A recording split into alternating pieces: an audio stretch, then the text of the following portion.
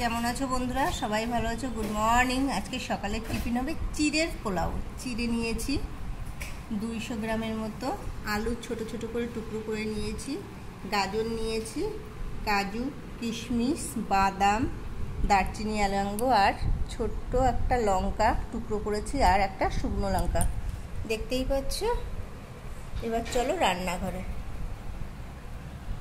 প্রথমে আমি কড়াইতে তেল বসিয়ে দিলাম। প্রথমেই আমি বাদামটাকে ভেজে দেবো একটু হালকা তেল দিয়ে, আর একটা লঙ্কা নিয়েছি, একটা লঙ্কার জন্য এর ভিতরে দিয়ে দিয়েছি। ডুবো তেলে আমি বাদামটা আগে ভেজে নেব। আর লাল লাল করে বাদামটা ভাজা হয়ে গেছে, এখন তুলব। সেই তেলেই আমি আলুর টুকরোগুলো দেখো ছেড়ে দিয়েছি। এটাকেও আমি লবণ দিয়ে ভালো করে লাল লাল করে একটু ভাজবো।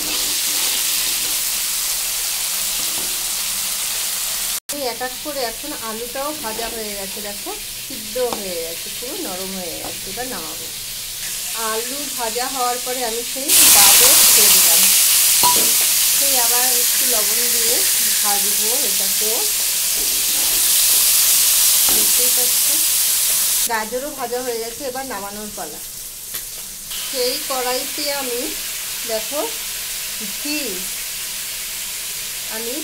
ছেড়ে দিলাম।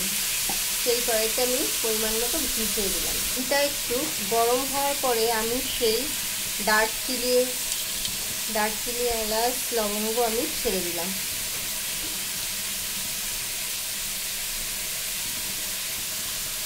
আমার দেখো দারচিনিটাও একটু লাল লাল হয়ে গেছে। এবার কাজু আমি ছেড়ে দিলাম।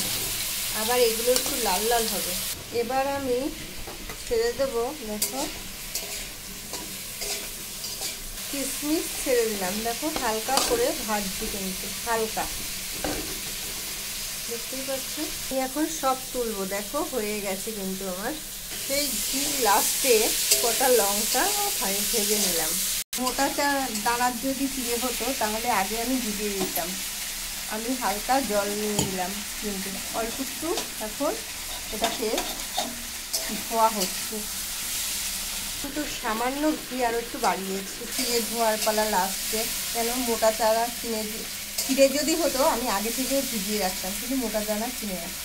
এবার দেখো কী করি, ঘিয়ের ভিতরে আমি ছেড়ে দিচ্ছি। এই মোটা দানা তো নাই, আমি হালকা করে দেখো ভেজে নিচ্ছি। এখন ঘি দিয়ে হালকা করে ভেজে নিলাম চিড়েটা। আমি একটু 1 মিনিট 2 মিনিট ভাজার পরে আমি সেই সব সবজিগুলো আর বাদামগুলো দেখো ছেড়ে দিয়েছি। সব সবজি দেওয়ার পরে আমি হালকা চিনি ছেড়ে দিয়েছি। আবার নাড়াচাড়ার পালা। খুব সুন্দর দেখতে লাগছে।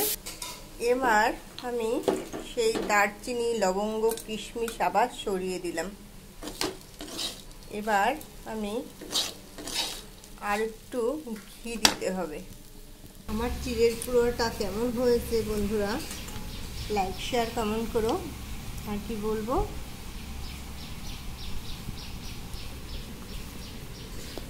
খুবই সুন্দর। বাড়িতে যদি সব কিছুই থাকে সত্যিই ভালো লাগবে খেতে।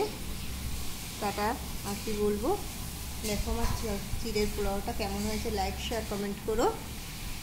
ঠিক আছে বন্ধুরা, খুব সুন্দর করে আবার একটু সাজিয়েলাম। টাটা।